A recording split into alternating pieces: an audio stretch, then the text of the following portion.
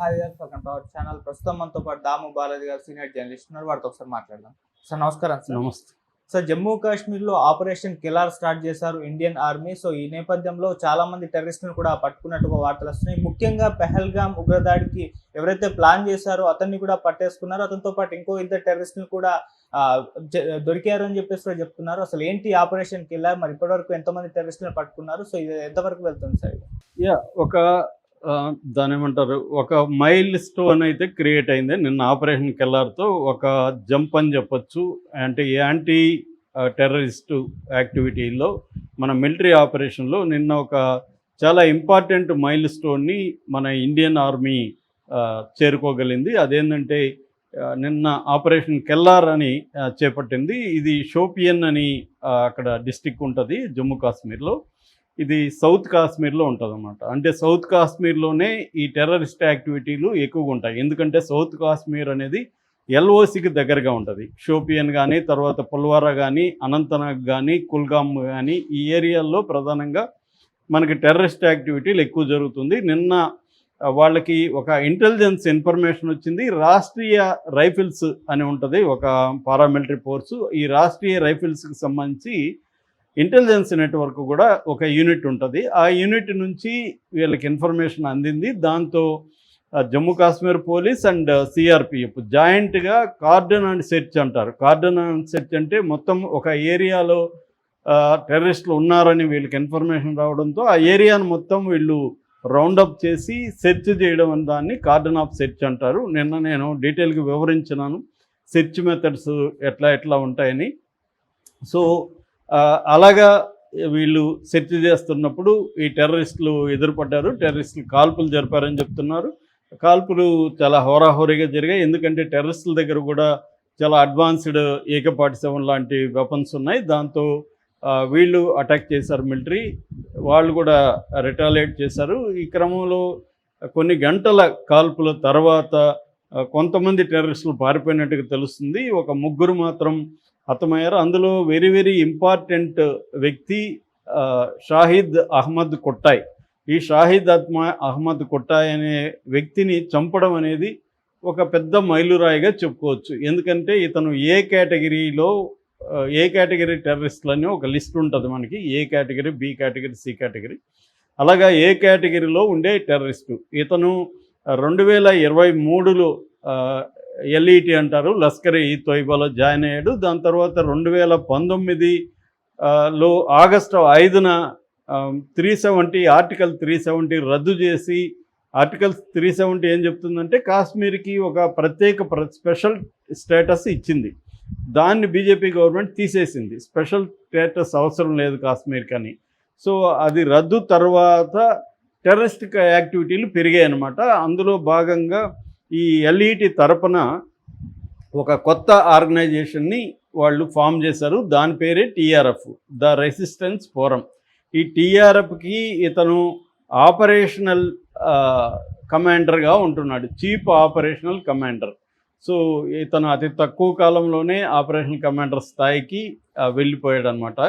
So ఇతని ఆధ్వర్యంలోనే Pahalgam attack అనేది మొత్తం ప్లాన్ చేసింది, దాన్ని ఎగ్జిక్యూట్ చేసిందంతా కూడా ఇతనే. కాకపోతే ఇతను ఆ స్పాట్లో లేడు. స్పాట్లో చంపిన వాళ్ళు 4 ఉన్నారు. మనం ఆల్రెడీ చెప్పుకున్న 4 గురించి. షేక్ అసీమ్ మూసా అండ్ అలీబాయ్, వీళ్ళిద్దరేమో పాకిస్తాన్ నుంచి వచ్చిన వాళ్ళు. అసీమ్ మూసా అయితే పాకిస్తాన్ మిలిటరీలో స్పెషల్ ఫోర్సెస్లో పనిచేసిన వ్యక్తి. ఇతను ఈ అసాల్ట్ టీమ్ అంటారు. మామూలుగా ఎవరినైనా చంపడానికి బేసిక్గా 2 టీమ్స్ ఉంటాయి, assault team and defence team. So ఈ అసాల్ట్ టీమ్ కమాండర్గా ఇతను ఉన్నాడు. ఈ 4కి కమాండర్గా ఈ అసీమ్ మూసా ఉన్నాడు. దాని సెకండ్ కమాండర్గా ఈ అలీబాయ్ ఉన్నాడు. వీళ్ళిద్దరు కూడా పాకిస్తాన్ నుంచి వచ్చిన వాళ్ళు. ఇక మిగతా ఇద్దరు ఆదిల్ కుషన్ తోకర్ అని, ఇతను కాశ్మీర్లో చాలా ఇంపార్టెంట్ టెర్రరిస్టు. ఆసిఫ్ ఫౌజీ, ఇతను కూడా లోకల్ టెర్రరిస్టు. వీళ్ళు 4 లోకల్, ఇద్దరేమో లోకల్, ఇద్దరేమో పాకిస్తాన్. అయితే ఈ పాల్గొనింది టోటల్గా ఈ ఆపరేషన్లో ఇంకొక 3 కూడా ఉన్నారు. ఈ 3 స్పాట్లోకి రాలేదు, వెనక బ్యాక్గ్రౌండ్లో ఉన్నారు. వీళ్ళు మేబీ డిఫెన్స్ స్క్వాడ్గా పనిచేసి ఉండొచ్చు. అయితే ఈ ఆపరేషన్ని డిజైన్ చేసింది, ప్లాన్ చేసింది ఎలా ఎగ్జిక్యూట్ చేయాలి ఏం చెప్పింది మొత్తం కూడా చూసుకునింది వచ్చి ఈ కొట్టాయి అనమాట, షాహిద్ అహ్మద్ కొట్టాయి. అతను నిన్న ఎన్కౌంటర్లో చనిపోయినాడు. ఇతను గతంలో కూడా డానిష్ రిసార్ట్లో, కాశ్మీర్లో ఉండే డానిష్ రిసార్ట్ మీద అటాక్ చేశాడు. అప్పుడు 2 జర్మన్ టూరిస్టులు గాయపడ్డారు. ఒక బీజేపీ సర్పంచ్ను కూడా ఇతను గతంలో చంపేశాడు అనమాట. ఎవరు? ఈ కుట్టాయి అనే అతను. సో ఇతను వెరీ ఇంపార్టెంట్ టెర్రరిస్టు. ఇతన్ని చంపడం అనేది ఒక పెద్ద విజయంగా మనం చెప్పుకోవచ్చు. ఆపరేషన్ కెల్లార్ అనేది ఒక సక్సెస్ఫుల్గా జరిగినట్టుగా చెప్పుకోవచ్చు. ఇది ఆగదు, ఇంకా కంటిన్యూ అవుతుంది. ఆల్రెడీ ఈ కుట్టాయిని గతంలోనూ గుర్తించారు, వాళ్ళ ఇల్లు కూడా కూలగొట్టారు. ఇప్పటివరకు టెర్రరిస్టులు అని వీళ్ళు ఎవరైతే టెర్రరిస్టులుగా గుర్తించారో వాళ్ళ దాదాపు 13 మంది టెర్రరిస్టులు కాశ్మీర్లో లోకల్గా ఉన్న టెర్రరిస్టుల ఇండ్లను కూడా వీళ్ళు కూల్చారు. ఈ కుట్టాయిది కూడా అక్కడే ఊరు చోటిపుర, హరిపోరా అనే దగ్గర చోటిపుర అనే గ్రామం ఈ అబ్బాయిది కూడా కుట్టాయిది. సో ఇతనికి ఇంకా మిగతా డీటెయిల్స్ తెలియట్లేదు, ఇంకా ఆర్మీ చెప్పాల్సి ఉంది మిగతా డీటెయిల్స్. ఇప్పటివరకు అందుతున్న డీటెయిల్స్ ప్రకారం అయితే ఇతను ఎల్ఈటి లష్కర్ ఇ తోయిబాలో ట్రైనప్ అయ్యి ఇండియాలోకి అడుగుపెట్టాడు. అంటే ఇండియా నుంచి అక్కడికి వెళ్ళి అక్కడ ట్రైనప్ అయ్యి మళ్ళీ ఇండియాలోకి వచ్చాడు. ఇతను చాలా మందిని రిక్రూట్ చేసి ఈ టీఆర్ఎఫ్ అనేది ఇతను టీఆర్ఎఫ్లో ఒక ఇంపార్టెంట్ రోల్. టీఆర్ఎఫ్ని ఇతను స్థాపించలేదు, టీఆర్ఎఫ్ని స్థాపించింది కానీ టీఆర్ఎఫ్ చీఫ్ కానీ షేక్ సజ్జద్ గుల్ అనే ఒక టెర్రరిస్టు. అతనైతే ఇంకా దొరకలేదు మనకి. అతను మొత్తం ఈ టీఆర్ఎఫ్ అని చెప్పాను కదా, రెసిస్టెన్స్ ఫ్రంట్, ఈ రెసిస్టెన్స్ ఫ్రంట్ చీఫ్ అయితే ఈ గుల్ అనే టెర్రరిస్టు. బట్ దీంట్లో చీఫ్ ఆపరేటివ్ కమాండర్గా ఉంటున్న ఈ కుట్టాయిని చంపడం అనేది ఒక పెద్ద స్థాయి చెప్పుకోవచ్చు. అయితే టెర్రరిస్ట్ ఆర్గనైజేషన్లు జనరల్గా ఎల్ఈటి ఎలా ఉంటుందంటే వాళ్ళకి మన ఆర్గనైజేషన్ స్ట్రక్చర్గా చూసుకుంటే వాళ్ళకి సెంట్రల్ లీడర్షిప్ ఉంటుంది. ఫస్ట్ టాప్ అంటే సెంట్రల్ లీడర్షిప్ ఉంటుంది. దీన్నే మర్కజ్ ఈ తైబా అని పిలుస్తారు.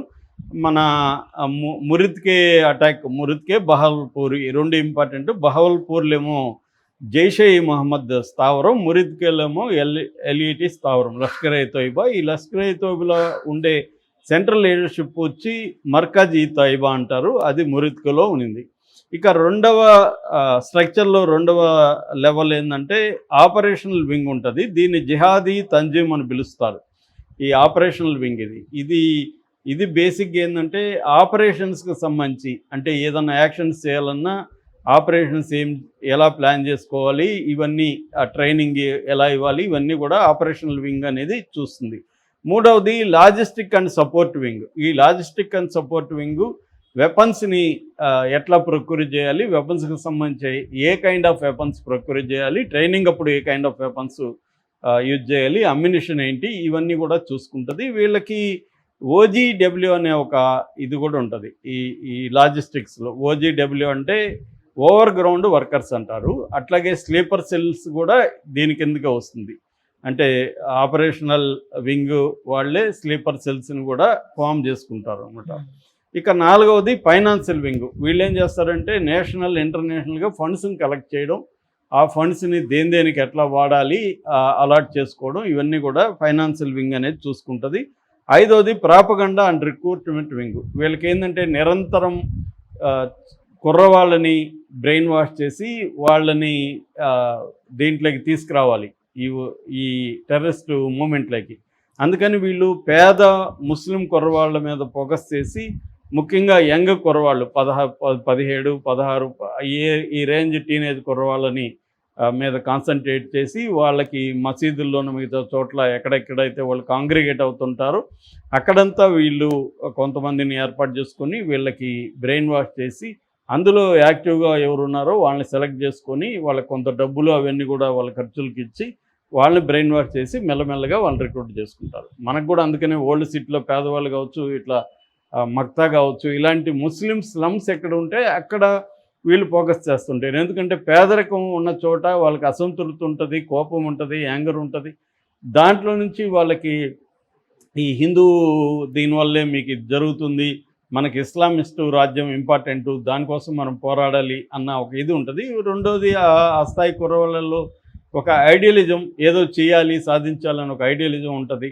సోషల్ యాంగర్ ఉంటుంది, దాన్ని వీళ్ళు ఉపయోగించుకుంటారు అనమాట. ఇక ఆరవది ప్రాక్సీ గ్రూప్స్. ఇప్పుడు చెప్పిన టీఆర్ఎఫ్ లాంటిది రకరకాల మారు పేర్లతో చిన్న చిన్న గ్రూప్స్ని వీళ్ళు ఫామ్ చేస్తుంటారు. అవి లీగల్గా ఉండొచ్చు, ఇల్లీగల్గా ఉండొచ్చు. ఎందుకంటే ఇప్పుడు ఎల్ఈటి అనేది ఇంటర్నేషనల్గా టెర్రరిస్ట్ ఆర్గనైజేషన్గా డిక్లేర్ చేసేస్తారు కాబట్టి అది ఆ పేరుతో పనిచేయడం కష్టం కాబట్టి వేరే వేరే పేర్లు పెట్టుకొని దీన్నే కవర్ ఆర్గనైజేషన్స్, ముసుగు సంస్థలు అని కూడా పిలుస్తుంటారు. మావోయిస్టులు కూడా ఇలాంటివి చేస్తారు. ఇక లాస్ట్ది ఇంటర్నేషనల్ నెట్వర్క్. ఇంటర్నేషనల్ నెట్వర్క్ కూడా టెర్రరిస్ట్ ఆర్గనైజేషన్ వివిధ దేశాల్లో పెట్టుకుంటారు. ఎందుకంటే ఈ ఇస్లామిస్ట్ రాజ్యం తేవాలనే కాన్సెప్టుతో అనేక టెర్రరిస్ట్ ఆర్గనైజేషన్స్ ఇంటర్నేషనల్గా పనిచేస్తున్నాయి కాబట్టి వాళ్ళతో కూడా లింక్స్ పెట్టుకోవడం, ఎక్కడైనా విదేశాల్లో అటాక్ చేయాలనుకున్నా కూడా వాళ్ళ సహకారం తీసుకొని వీళ్ళు వెళ్ళి చేయడం, ఇవన్నీ జరుగుతాయి అన్నమాట. ఇది బేసిక్గా టెర్రరిస్ట్ ఆర్గనైజేషన్స్